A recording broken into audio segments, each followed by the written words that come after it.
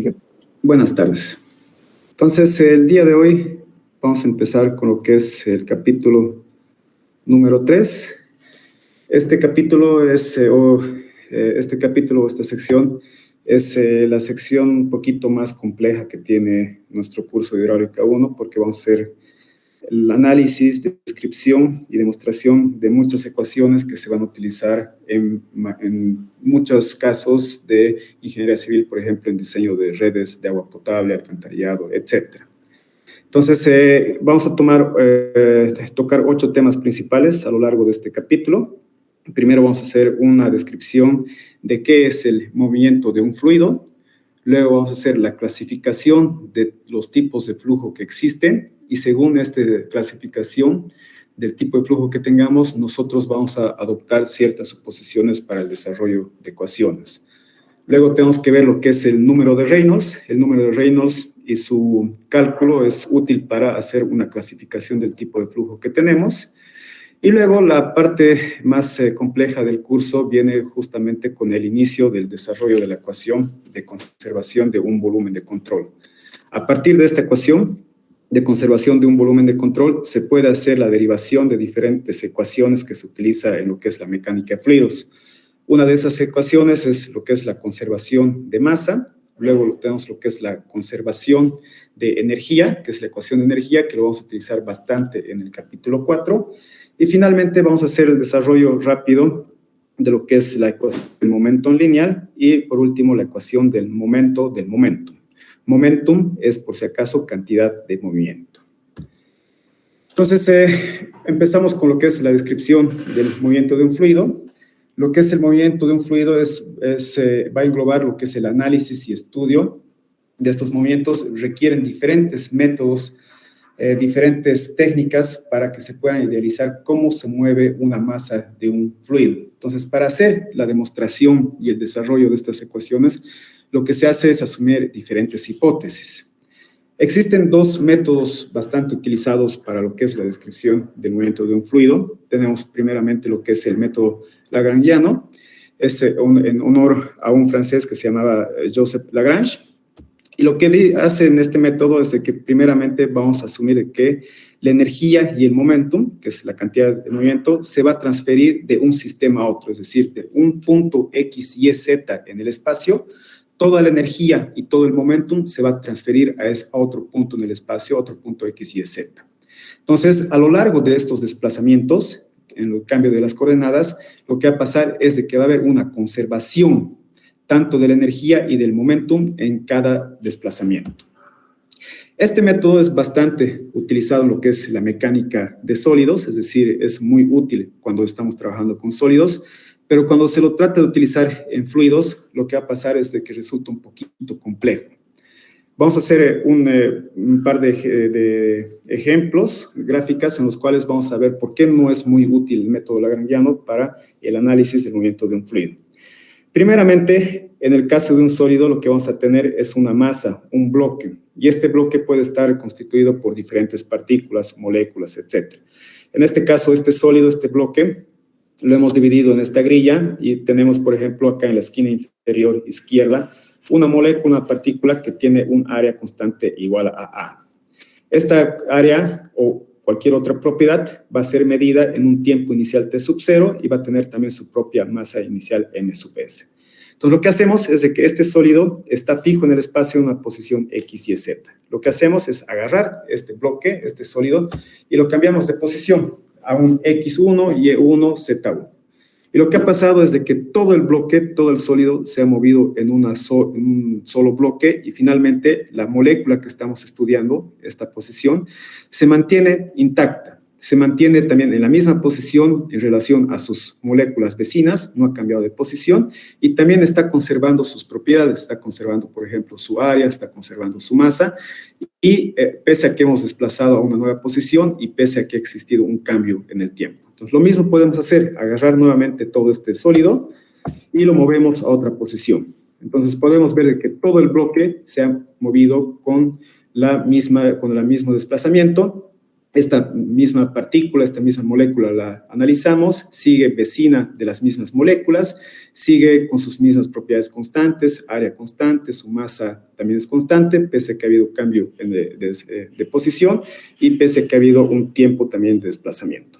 Entonces, lo que está pasando es que esta partícula, la partícula que le estamos llamando, siempre va a estar ubicada en la misma posición, manteniendo su masa y otras propiedades, energía y momentum, iguales, constantes a lo largo del tiempo. Ahora hacemos el mismo análisis, esta vez para un fluido. Nuevamente tenemos un volumen. Este volumen también lo hemos discretizado en diferentes subunidades y nuevamente analizamos la molécula que está en la esquina inferior izquierda, que es esta de acá. Entonces, lo mismo, tiene su misma posición, tiene un tiempo inicial T sub 0, y lo que hacemos es ahora cambiar de posición, la vamos a desplazar. Lo que ha pasado es de que este volumen de fluido ha empezado a modificarse, ya no está manteniendo su forma inicial, esta forma inicial en forma de un cubo. Y lo que ha pasado es de que ahora esta molécula A se está empezando a mover y ya no está ocupando esa esquina inferior izquierda. Entonces, nuevamente agarramos todo este volumen de fluido, lo cambiamos de posición y podemos ver de que nuevamente esta molécula A está totalmente desplazada, no está manteniendo esta posición en la esquina inferior izquierda, ¿no? Entonces, en este caso, esa es la propiedad de los fluidos, que no mantienen su volumen, su forma. Se va a ir modificando según vamos cambiando de posición y también según va pasando el tiempo, ¿no? Entonces, el método lagrangiano no es muy útil para fluidos, porque hacer el traqueo, es decir, el seguimiento de esta molécula A, es muy difícil hacerla en función del tiempo y en función de sus desplazamientos. Como alternativa, para hacer la descripción de las ecuaciones de flujo de fluidos, se plantea lo que es el método euleriano, en honor a este señor Leonhard Euler. Y en este método lo que vamos a hacer es analizar las partículas por separado. Es decir, no vamos a analizar todo el bloque, sino simplemente vamos a analizar una partícula por separada de tal forma que podamos hacer seguimiento de todas sus propiedades. Entonces, lo que vamos a hacer primeramente es identificar en el espacio un punto X, Y, Z en el cual vamos a hacer la observación de las diferentes propiedades de las partículas que va a pasar por ese punto en el espacio. Entonces, en este método, las propiedades del movimiento, es decir, del flujo del fluido, van a ser funciones tanto del espacio, es decir, del desplazamiento, como del tiempo. En otras palabras, lo que vamos a agarrar es un punto en el espacio según un sistema de coordenadas, X, Y, Z. En este caso, el punto en el espacio es este óvalo de color, color medio anaranjado, que este punto lo vamos a llamar volumen de control. Este volumen de control es un punto en el espacio que tiene sus coordenadas X, Y, Z fijas. Entonces, a través de este volumen de control vamos a hacer el monitoreo de sus diferentes propiedades. En este caso, vamos a ver cuánto caudal de un fluido está ingresando o está pasando por el punto de control y cuánto caudal está saliendo a través de ese punto de control. Entonces, en el método euleriano lo que vamos a hacer es determinar los cambios de propiedades, por ejemplo, en masa, en el momentum y energía de un fluido que va a pasar a través de este volumen de control. Y este ejemplito que siempre me gusta ponerlo es para entender mejor cuáles son las diferencias entre el método lagrangiano y el método euleriano. Vamos a hacer una analogía con lo que es el estudio de tráfico. Lo que va a pasar es de que cierta alcaldía, municipio, nos contratan a nosotros y nos piden que hagamos un estudio de tráfico en el cual nosotros vamos a hacer un censo de cuántos son los números de automóviles, sus características, si son jeeps, si son sedans, qué velocidades de tránsito tienen, si están emitiendo poluciones, pasajeros, etc. Entonces, estas son las diferentes propiedades que nosotros podemos obtener a través de un estudio de tráfico, ¿no? Es lo mismo, en el caso de un fluido, en vez de estas propiedades, lo que nosotros vamos a monitorear es, por ejemplo, la densidad, el caudal, sus velocidades, etc., ¿no? Entonces, lo que podemos hacer es de que podemos contratar dos diferentes brigadas.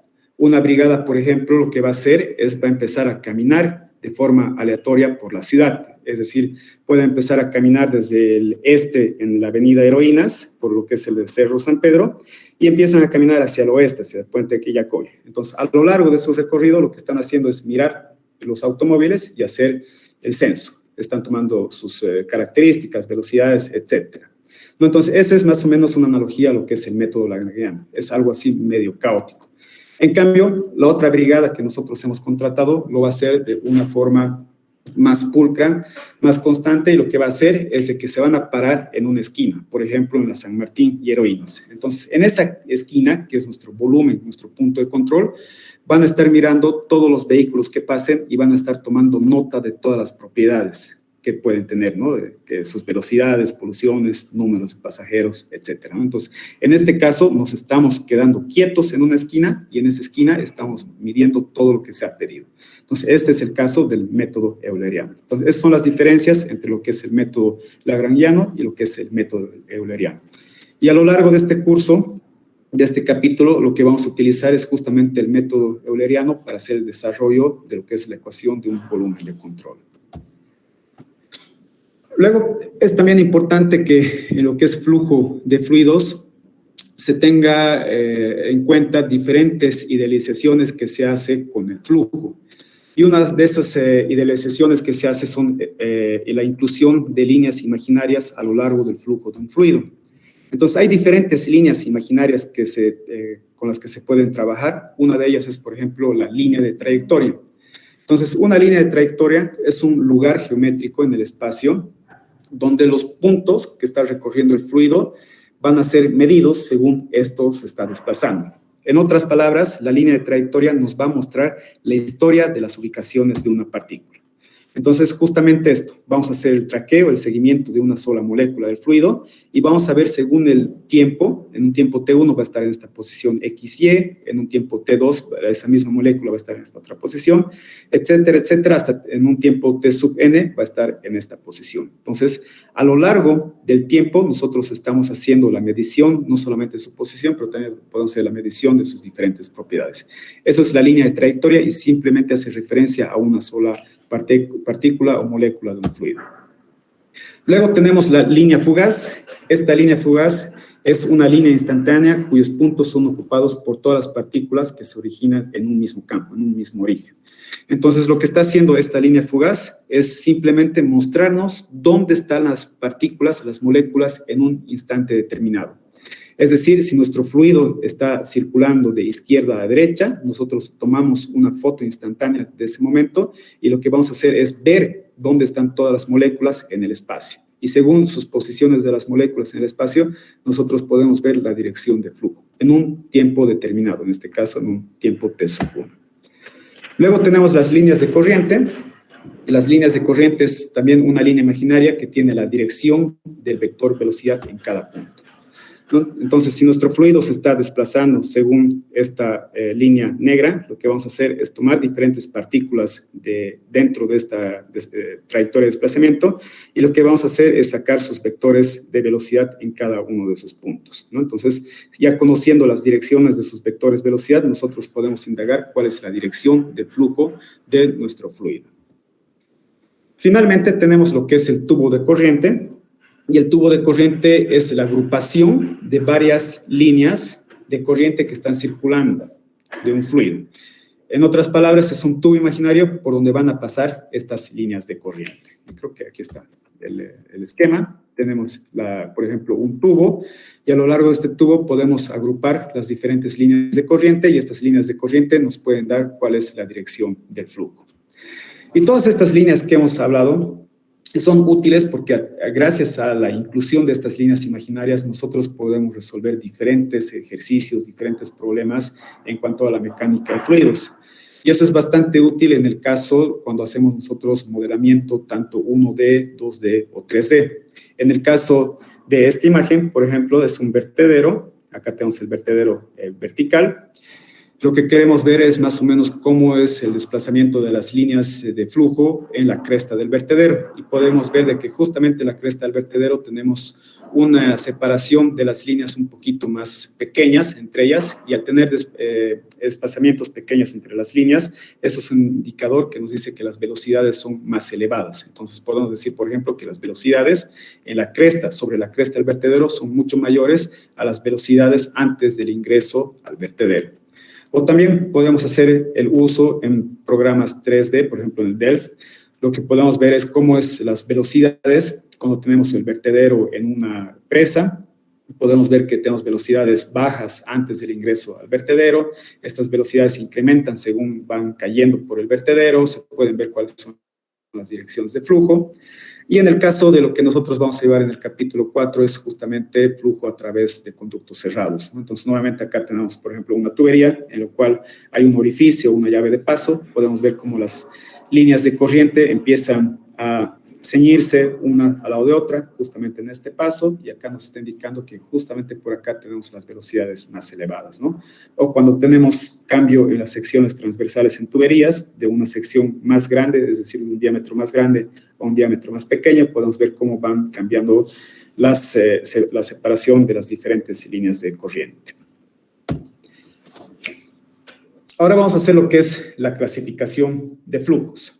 Les he dicho que es necesario que nosotros conozcamos cuáles son las diferentes clasificaciones de flujo, de tal forma que podamos optar para una mejor idealización del desarrollo de las ecuaciones. Entonces, básicamente, cuando tenemos un movimiento de fluido, lo que vamos a decir que es un flujo de fluidos. Entonces, el flujo de un fluido se puede clasificar según diferentes suposiciones y criterios.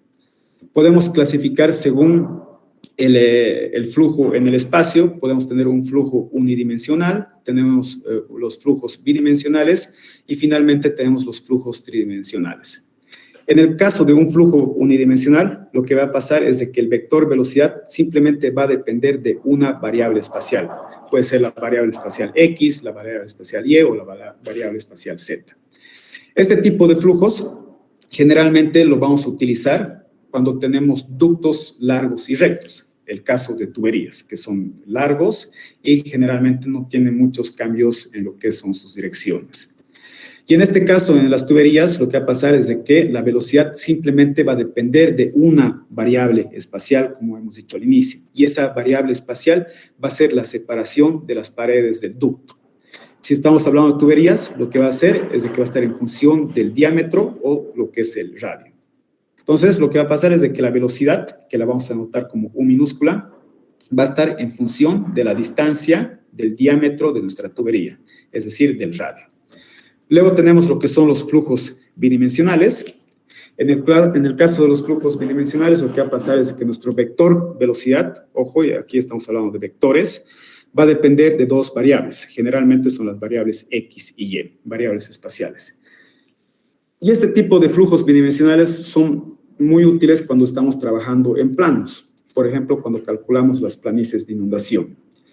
En este caso, nuestro vector velocidad va a depender de dos coordenadas, como hemos dicho. Por lo tanto, el vector velocidad depende generalmente de las posiciones o de las direcciones en X y en Y.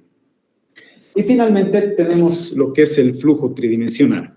En el flujo tridimensional es bastante utilizado en lo que es la descripción o el método euleriano de movimiento, y nuestro vector velocidad va a depender justamente de tres variables espaciales, X y Y y Z, y también se puede incluir una cuarta variable que es lo que es el tiempo. Entonces va a depender de X, Y, Z y del tiempo. Algunas figuritas para poder hacer énfasis en lo que hemos hablado. Es el caso del primer tipo de flujo, que es el flujo unidimensional, que es este de acá. Tenemos acá una tubería con sus paredes arriba y abajo, y hemos dicho de que la velocidad, la distribución de velocidades va a estar en función de lo que es el radio. Entonces podemos ver acá la parábola. Esta parábola es una distribución de velocidades dentro de la tubería, y esta parábola va a estar en función justamente de la distancia del radio. Y podemos ver que en las paredes las velocidades van a ser igual a cero debido a los efectos de viscosidad, es decir, a los esfuerzos cortantes. Y mientras más nos alejemos nosotros de lo que es las paredes, lo que va a pasar es de que la velocidad va a ser más grande. Y justamente en el eje de simetría vamos a tener el pico de la velocidad más máxima, ¿no? Entonces podemos ver que esta parábola está en función de lo que es el radio.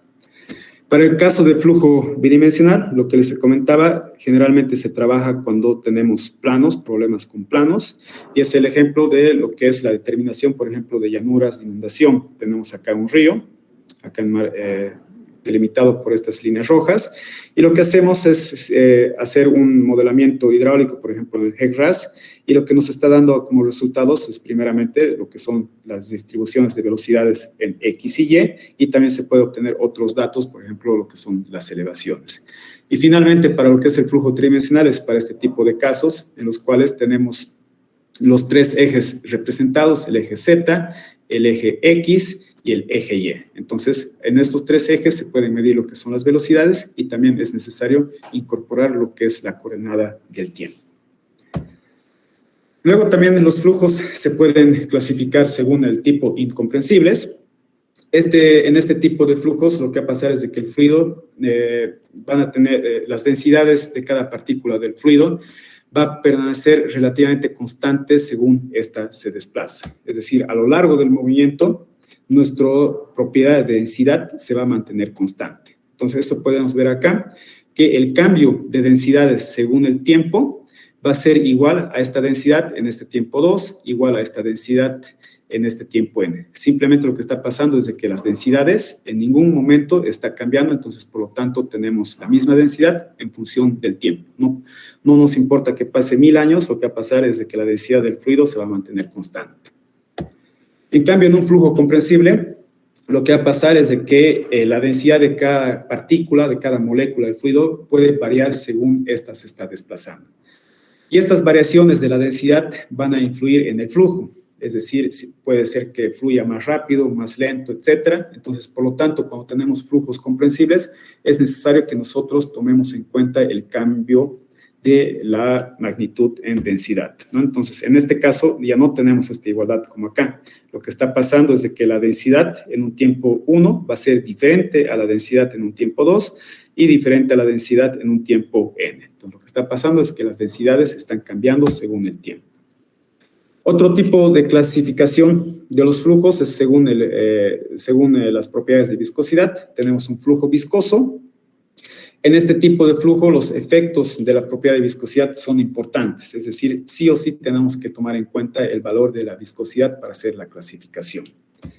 Y tenemos lo que son los flujos inviscidos. En este tipo de clasificación, los efectos de la viscosidad no son tomados en cuenta ya que no van a influir significativamente en las velocidades de flujo. Entonces, por lo tanto, la propiedad de viscosidad puede ser ignorada.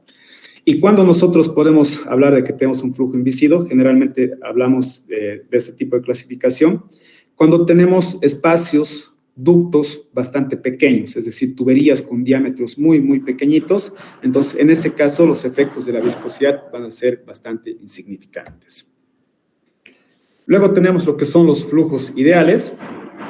En un flujo ideal, los fluidos van a tener la característica que sus propiedades, por ejemplo, la viscosidad va a ser nula. Aparte de que la viscosidad es nula, también tenemos que tomar en cuenta que el flujo va a ser incomprensible, es decir, no va a haber cambios en las densidades y van a ser deformables cuando son sometidos a esfuerzos cortantes. En cambio, el flujo real va a ser tomado en cuenta cuando los fluidos toman en cuenta los efectos de la viscosidad y también tomamos en cuenta que son comprensibles. Entonces, hay este tipo de clasificación, flujo ideal y flujo real. Luego tenemos lo que son los flujos permanentes o uniformes. En un flujo permanente o uniforme lo que va a pasar es que no van a haber cambios en la velocidad y otras propiedades. Por ejemplo, no va a haber cambios en lo que es la densidad, en la temperatura, presión, en toda una área. Esto es área por si acaso, a lo largo del tiempo. Entonces, tenemos este esquema, tenemos dos áreas, por ejemplo, en el área 1, en el área 2, y nosotros empezamos a analizar las propiedades en esta área. Entonces, siempre a lo largo del tiempo, en esa área A1, lo que va a pasar es de que las propiedades van a ser constantes. Es decir, no va a haber cambios, por ejemplo, en las velocidades. Siempre vamos a tener esta distribución parabólica en esta área. No va a haber cambios a lo largo del tiempo. Tampoco va a haber cambios en lo que es la presión a lo largo del tiempo, ni de temperatura, ni de densidad, ni de peso específico, ni de nada. Y lo mismo, si analizamos esta otra área, esta sección transversal, va a ocurrir lo mismo.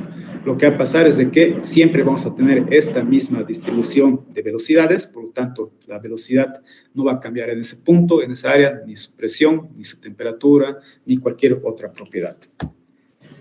Y finalmente tenemos lo que son los flujos no permanentes.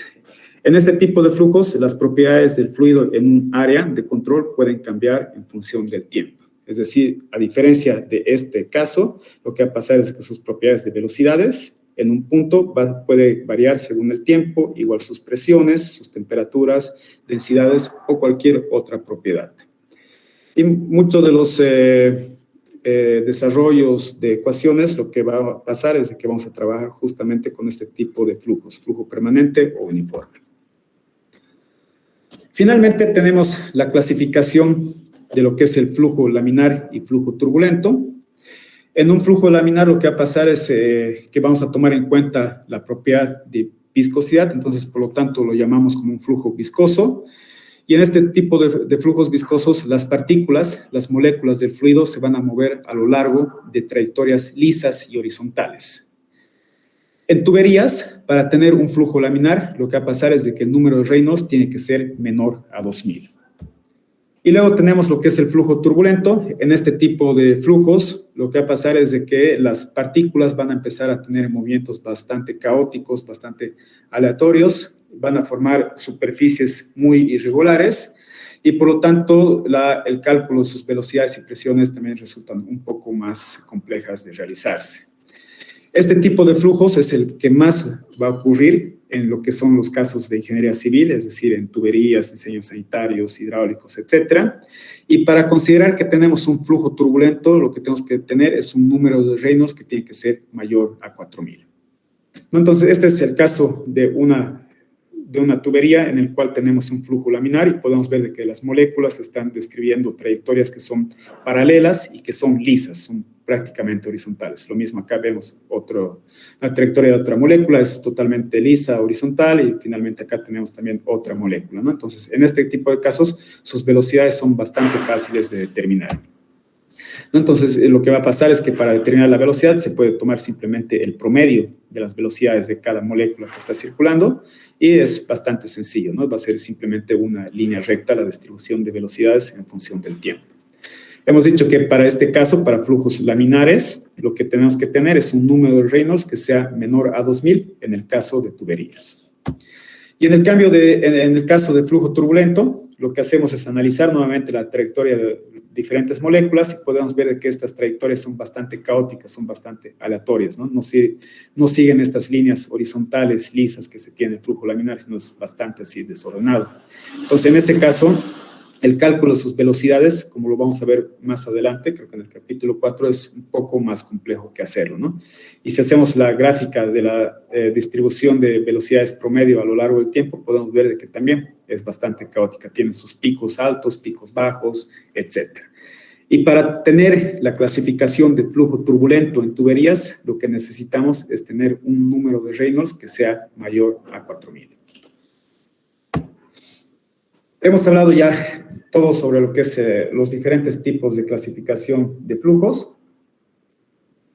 Y vamos a hacer en este capítulo, en el capítulo 3 y en el capítulo 4, vamos a volver a hablar de lo que es el número de Reynolds. Entonces, el número de Reynolds es un parámetro adimensional, es decir, que no tiene unidades, que integra diferentes variables del flujo de fluidos. Y esas variables que va a integrar es la velocidad, la viscosidad cinemática del fluido y el espesor de una capa límite, es decir, el espesor o las distancias típicas del reservorio que está almacenando o por donde está circulando el fluido.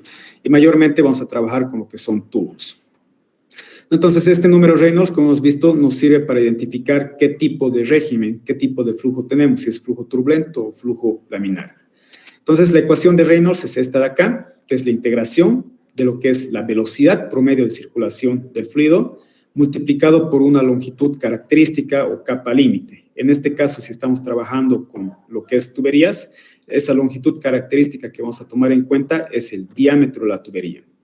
Al producto de la velocidad promedio por el diámetro de la tubería se lo divide entre lo que es la viscosidad cinemática, ¿no? Entonces, está integrando tanto velocidad promedio, diámetro de la tubería y la propiedad de viscosidad cinemática del fluido. Entonces, todos estos tres parámetros nos va a dar lo que es el número de Reynolds. Vamos a acabar con esto de acá, que es la ecuación de Bernoulli. La ecuación de Bernoulli es generalmente una de las ecuaciones o relaciones matemáticas que se utiliza bastante en lo que es el flujo de movimientos, perdón, el flujo de fluidos o movimiento de fluidos. Ha sido desarrollado justamente por este señor, por Bernoulli. Sin embargo, pese a que es una de las relaciones o ecuaciones más utilizadas en lo que es hidráulica, tiene bastantes limitaciones. Y estas limitaciones están hechas en suposiciones que se han hecho para el desarrollo de la ecuación. Y una de esas limitaciones críticas que tiene la ecuación de Bernoulli es de que no toma en cuenta lo que es el efecto viscoso, es decir, la propiedad de viscosidad no es tomada en cuenta para el desarrollo de esta ecuación. Y al no tomar en cuenta lo que es la viscosidad, no estamos tomando en cuenta lo que son los esfuerzos cortantes que se crean por la velocidad del flujo del fluido. Y al no tomar en cuenta los esfuerzos cortantes, lo que está pasando es que no estamos tomando en cuenta lo que son las pérdidas de energía. Y esta de acá viene a ser la ecuación general de Bernoulli, y a continuación vamos a hacer el desarrollo de esta ecuación. Entonces, para el desarrollo de la ecuación de Bernoulli, lo que vamos a hacer es agarrar una partícula muy pequeña, una partícula infinitesimal, que va a tener una longitud d sub s y una área de sección transversal dA. Entonces, esta es nuestra partícula. Este rectángulo que tiene una longitud d sub s, tiene una sección transversal que es dA. Si analizamos esta pequeña partícula, lo que vamos a encontrar son diferentes esfuerzos. Tenemos lo que son las presiones o los empujes hidrostáticos en ambas caras de esta partícula. Tenemos en el lado izquierdo la fuerza de presión, que es básicamente la presión multiplicada por su área de aplicación, en este caso dA. Nos desplazamos desde este punto hasta este punto según una distancia ds, entonces por lo tanto esta presión que teníamos acá se va a incrementar según esta distancia que nosotros estamos incrementando, es decir, existe esa presión y esa presión, esta presión de acá, a esa presión aumentamos el cambio de presión que existe desde este punto a este punto, y eso se lo denota con esta, con la derivada parcial de la presión según la dirección S multiplicada por ds. Y todo eso de acá es la presión en esta cara y la multiplicamos por su área de aplicación, que es la misma área que en el lado izquierdo. Luego tenemos lo que es la fuerza peso, esta está dirigida hacia abajo. Y sabemos que la fuerza peso es el producto del peso específico multiplicado por el volumen. Peso específico es igual al producto de densidad por gravedad y el volumen es simplemente un área por un espesor. Entonces, en este caso tenemos el área de la sección transversal dA y eso multiplicamos por su espesor, en este caso su longitud ds. Y la diferencia de alturas entre este punto y este punto de aplicación es igual a dH, donde dH simplemente se la puede obtener a partir de la relación del cambio de altura, esta derivada parcial de la altura en función de la dirección S multiplicado por esta longitud ds. Debido a que estamos en el capítulo de flujo de fluidos, entonces por lo tanto no están estáticos. Y al no estar estáticos, lo que va a pasar es de que la sumatoria de fuerzas no va a ser igual a cero, simplemente se va a igualar a lo que es al producto de la masa por la aceleración. Entonces tenemos que hacer una sumatoria de fuerzas y esta sumatoria de fuerzas es igual a la masa por la aceleración. Esta es nuestra ecuación 0. Sabemos de que la masa se la puede escribir como la relación de la fuerza-peso dividido entre la gravedad. Por lo tanto, el peso es igual al producto, y también sabemos que el peso es igual al producto del peso específico por el volumen. Entonces, vamos a reemplazar este peso en esta ecuación de acá, y lo que tenemos que la masa es igual al peso específico multiplicado por el volumen de nuestro cuerpo, dividido entre la gravedad. Sé que el peso específico es igual al producto de gravedad por densidad, eso por el volumen, y eso entre gravedad. Por lo tanto, la masa se la puede describir como el producto del volumen de nuestro cuerpo multiplicado por la densidad. Esta es nuestra ecuación número 1. Esta ecuación número 1 se la puede sustituir en la ecuación 0, en esta parte de acá, lo que es masa. Y lo que vamos a tener es que ahora vamos a hacer nuestra sumatoria de fuerzas, pero en la dirección del eje S. Entonces, por eso tenemos acá la sumatoria de las fuerzas en el eje S es igual al producto de la masa por la aceleración, donde la masa es producto del volumen por densidad multiplicada por la aceleración, pero estamos trabajando en el eje S. Entonces, por lo tanto, es aceleración en la dirección S. A sub S. Desarrollamos esto de acá. Podemos decir de que el volumen es igual al producto de esto de acá, que es ds por dA. Este es el volumen. Tenemos acá la densidad y tenemos la aceleración en el eje S. En el lado izquierdo ahora nos anotamos cuáles son las fuerzas que están actuando. Tenemos lo que es el empuje hidrostático en el lado izquierdo, empuje hidrostático en el lado derecho y lo que es la fuerza peso, pero en su componente o dirección S, por eso estamos multiplicando por coseno de teta. Eso es igual a esto de acá. Densidad por ds por dA multiplicado por la aceleración en el eje S. Desarrollamos los paréntesis acá. Estamos desarrollando, es decir, multiplicamos dA por la presión y dA por todo esto de acá. Y finalmente tenemos nuevamente esta ecuación, que es nuestra ecuación número 2. Ahora, en la ecuación 2 se la puede dividir cada término, ambos lados de la ecuación, entre el producto de ds por dA. Entonces, al dividir cada componente o cada término de la ecuación, lo que va a pasar es que vamos a simplificar muchos términos y lo que vamos a tener es esta relación. Lo que vamos a tener es el negativo de la derivada parcial en el eje S menos la densidad por la gravedad por coseno de teta, y eso igualamos a lo que es la densidad por la aceleración en el eje S. Ahora, la aceleración se la puede también definir a partir de lo que son las derivadas. Entonces, sabemos de que la aceleración simplemente se la puede obtener a través de las derivadas de las velocidades. Es decir, la aceleración en el eje S, dirección S, va a ser igual a la velocidad multiplicada por la derivada parcial de la velocidad en la dirección S, más la derivada parcial en función del tiempo, ¿no? Esto es una definición matemática de lo que es la aceleración. Y si nosotros suponemos que tenemos un tipo de flujo que es continuo permanente, lo que va a pasar es de que no va a haber cambio en las propiedades. Eso hemos visto 2, 3 diapositivas atrás, que cuando tenemos un flujo continuo permanente, lo que pasa es de que no hay cambio en estas variables. En este caso, por ejemplo, no va a haber cambio de las velocidades en función del tiempo. Entonces, por lo tanto, todo esto de acá va a ser igual a 0. Entonces, lo que tenemos es de acá, obtenemos esto, que la aceleración en el eje S simplemente es igual al producto de la velocidad por la derivada parcial de la velocidad en nuestra dirección S. Esta es nuestra ecuación número 4. Ahora, de esta figurita tenemos justamente esta relación, la relación de esta altura DH, que se la puede definir a través de lo que es el producto de ds multiplicado por la derivada parcial de este cambio de alturas a lo largo del eje S, ¿no? Y eso se obtiene a través de este triángulo rectángulo. Tenemos nuestro ángulo de inclinación, tenemos esta hipotenusa que es ds, esta altura dh, ¿no? Entonces sabemos que coseno de teta es igual a cateto opuesto dh entre hipotenusa ds, y de ahí obtenemos que dh es igual a ds por coseno de teta. Ecuación número 6 y ecuación número 5. Estas dos ecuaciones están en función de dh acá y dh. Entonces podemos igualar la ecuación 5 con la ecuación 6 y lo que obtenemos es esto de acá. Y lo que vamos a obtener es que coseno de teta va a ser igual a la derivada parcial de h, de cambio de alturas h, en lo que es la dirección S, nuestra ecuación número 7.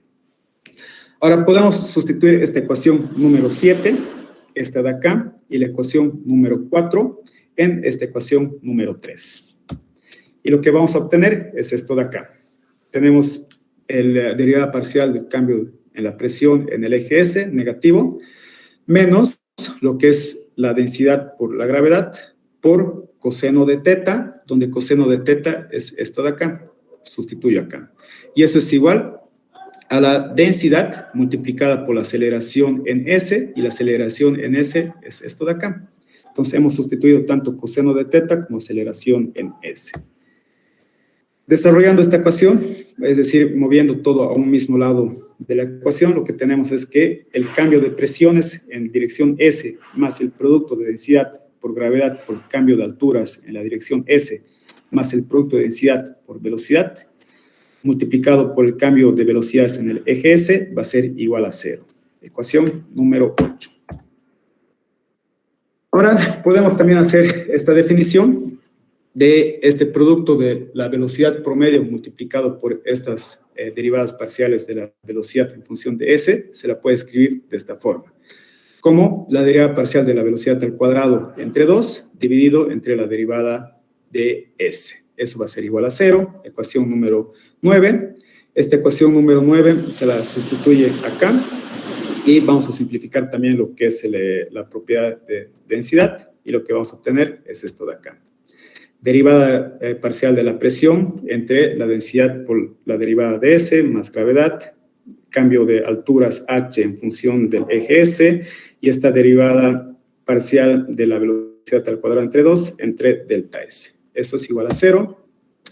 Hacemos la factorización, todos están en función de las derivadas parciales y todas están en función de nuestro eje S. Entonces, por lo tanto, podemos hacer esta factorización, donde tenemos esta derivada parcial de velocidad al cuadrado entre 2, más la presión entre densidad, más gravedad por h, todo eso va a ser igual a 0. Y estamos. Y básicamente ya a partir de esta ecuación número 10 ya podemos obtener lo que es la ecuación de Bernoulli. En esta ecuación número 10, los términos de densidad, velocidad y presión son constantes. Entonces, por lo tanto, esta ecuación 10 se la puede escribir de esta forma. Debido a que son constantes en un punto, no va a haber cambio según nosotros controlemos en otro punto. Entonces, por eso tenemos acá que la velocidad en un punto 1 al cuadrado entre 2, más la presión en ese punto 1 entre la densidad, más la gravedad por la altura en ese punto 1, tiene que ser igual a la velocidad en un punto 2 al cuadrado entre 2, más la presión en ese punto 2 entre su densidad, más el producto de la gravedad por la altura en el punto 2. Y esta es la ecuación de Bernoulli y esa es su forma de demostrarla. Ahora, esta ecuación se la puede dividir entre lo que es la gravedad y lo que vamos a obtener al dividir entre gravedad es su forma más típica de mostrar o escribir la ecuación de Bernoulli. Simplemente velocidad 1 al cuadrado entre 2g más presión 1 entre peso específico, estamos dividiendo entre g, entonces por lo tanto acá tenemos densidad por gravedad, se vuelve peso específico y acá la gravedad se divide con esta de acá y simplemente tenemos la elevación en el punto 1. Eso es igual a la velocidad en el punto 2 al cuadrado entre 2g más la presión en el punto 2 entre peso específico más la elevación del punto 2. Cualquiera de las dos se puede utilizar, sin embargo esta es la más típica. Y acá es importante que lean estas remarcas. Primeramente, hay un ojo que nos está haciendo caer en cuenta de que estamos asumiendo que existe un flujo invisible, es decir, que no hay pérdidas, no hay esfuerzos cortantes. También estamos asumiendo que el flujo es continuo permanente. Entonces, por lo tanto, los cambios de velocidades a lo largo del tiempo van a ser igual a 0. También estamos diciendo que no se va a agregar calor, energía al sistema. También estamos asumiendo que la densidad es constante. Entonces, hay varias suposiciones que está tomando o está haciendo el señor Bernoulli para poder obtener esta ecuación. Y hay otro ojo que es importante, que esta ecuación, esta de Bernoulli, no la confundan con la ecuación de la energía. Es muy parecida a la ecuación de la energía, pero no es la misma, porque la ecuación de la energía toma en cuenta lo que son las pérdidas. Un segundito, por favor. ¿Aló, Lucía? ¿Ya estás conectada?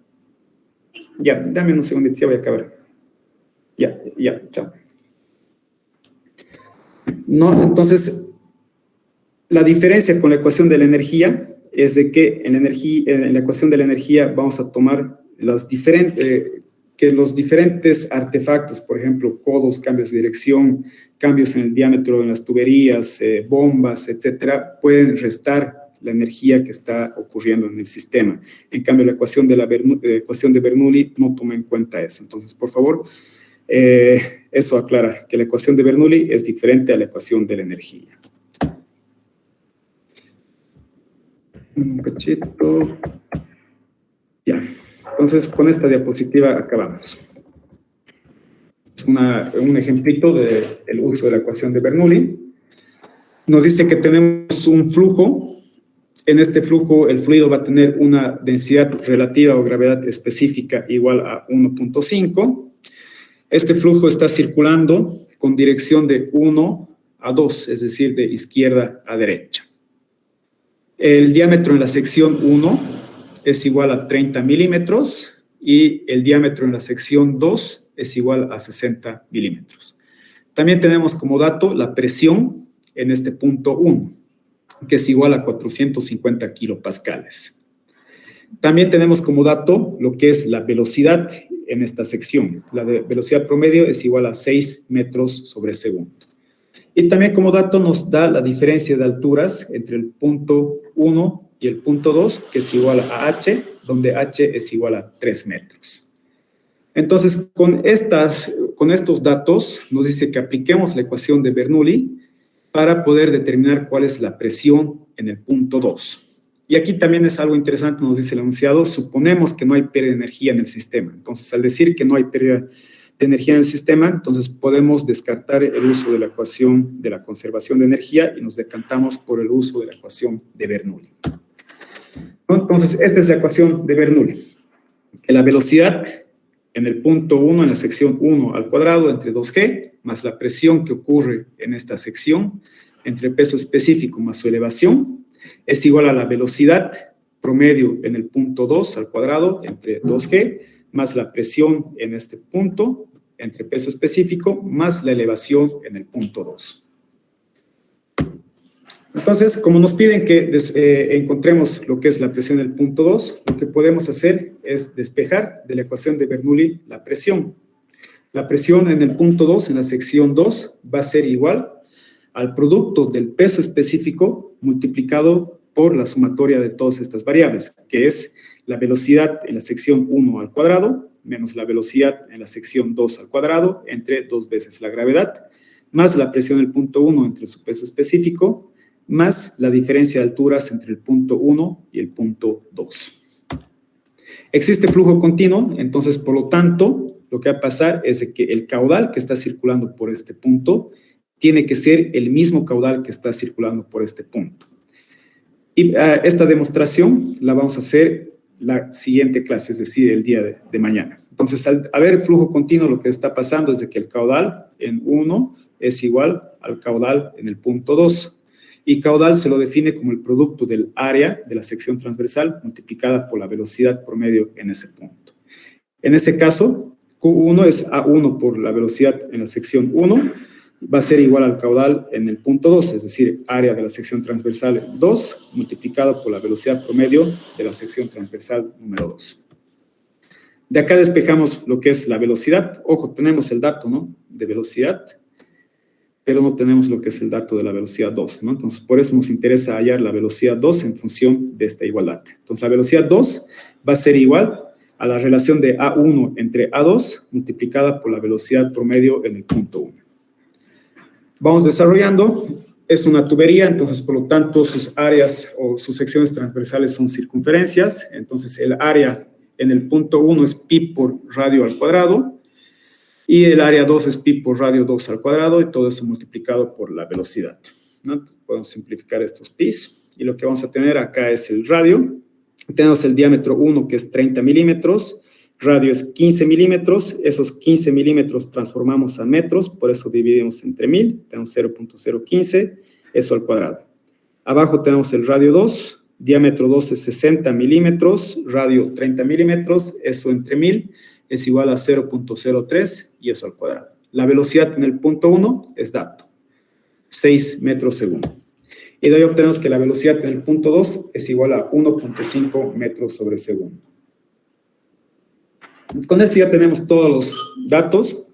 Hacemos uso ahora de esta ecuación de P2, donde P2 es igual a la velocidad en 1 al cuadrado menos la velocidad en 2 al cuadrado entre 2 veces la gravedad, ¿no? Toda esta parte de acá.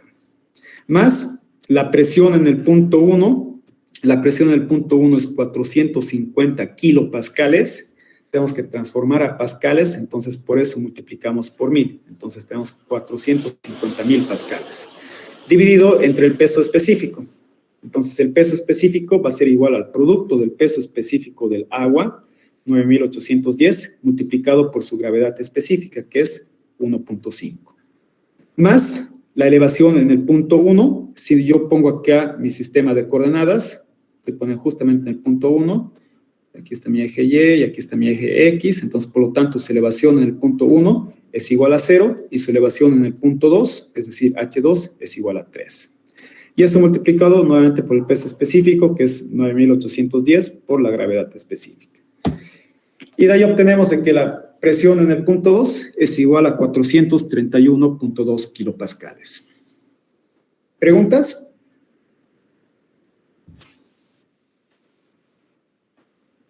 Ingeniero, ¿cuándo se dice que el flujo es continuo? El flujo continuo, si es que no te acuerdas, simplemente te vas aquí a tus diapositivas, pero lo que nos interesa de flujos continuos es de que a lo largo de todo el tiempo va a pasar, no está aquí descrito, pero acá lo vamos a grabatear. Si tomamos esta figurita, lo que está pasando es de que a lo largo de todo el tiempo va a pasar el mismo caudal a lo largo de todo el tiempo. No va a pasar de que en el tiempo T1 el caudal es 1 y en el tiempo T2 el caudal va a ser 4 cubos sobre segundo. Eso es flujo continuo. Pasa por el mismo punto, el mismo caudal a lo largo de todo el tiempo.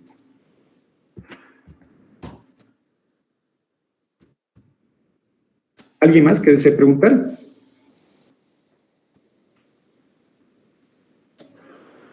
¿Se ha entendido cómo se utiliza la ecuación de Bernoulli? Sí, ingeniero. Perfecto. Entonces, vamos a quedarnos acá porque mañana ya vamos a empezar con el desarrollo de la ecuación general de la conservación en un volumen de control.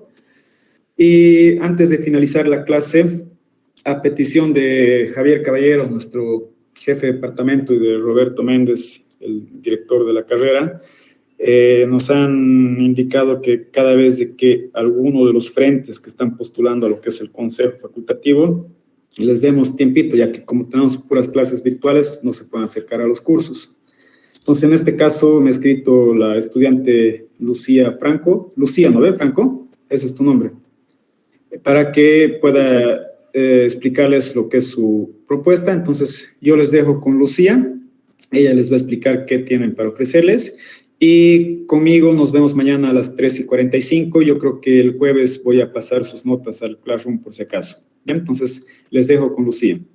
Hasta luego, muchachos. Hasta luego. Hasta luego. Hasta luego, chicos.